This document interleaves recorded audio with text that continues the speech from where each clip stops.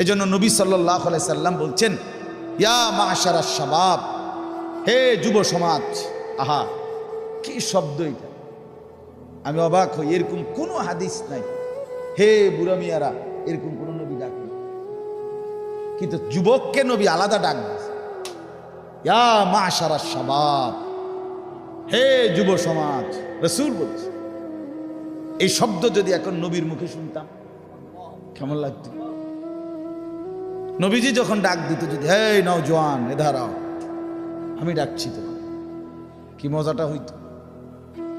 তো নবীজি সাল্লাল্লাহু আলাইহি সাল্লাম বলছেন, ইয়া মাশারাশ শাবাব মান ইসতাতাআ মিনকুমুল বাআতা ফালিয়াতাযাওয়াজ, তোমাদের যাদের বিবাহের সক্ষমতা, শারীরিকভাবে, আর্থিকভাবে, পারিপার্শ্বিক সব দিক বিবেচনা করে তোমরা বিয়ে করে ফেলো।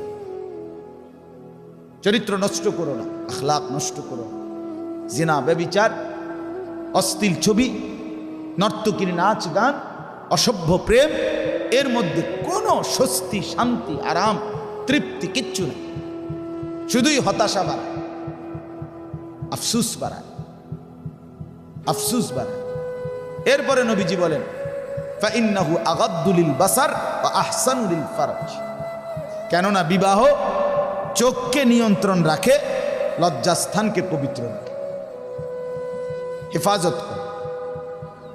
এরপরে নবীজি বলেন, ওমান লাম ইয়াস্তাতি, এই যেটা আমি বলতে চাচ্ছিলাম, নবীজি বলেন, আর যার পারিপার্শ্বিকভাবে হয়তো আর একটু দেরি হবে, কোনো কারণে, অযথা না, যৌক্তিক কারণেই আর একটু দেরি করতে হবে বিয়ে, তাহলে নবীজি বললেন, ফাআলাইহি বিসসাওম, তুমি তোমার আখলাক, চরিত্র, তোমার শাহওয়াত, কামনা বাসনা নিয়ন্ত্রণের জন্য সে যেন রোজা রাখে।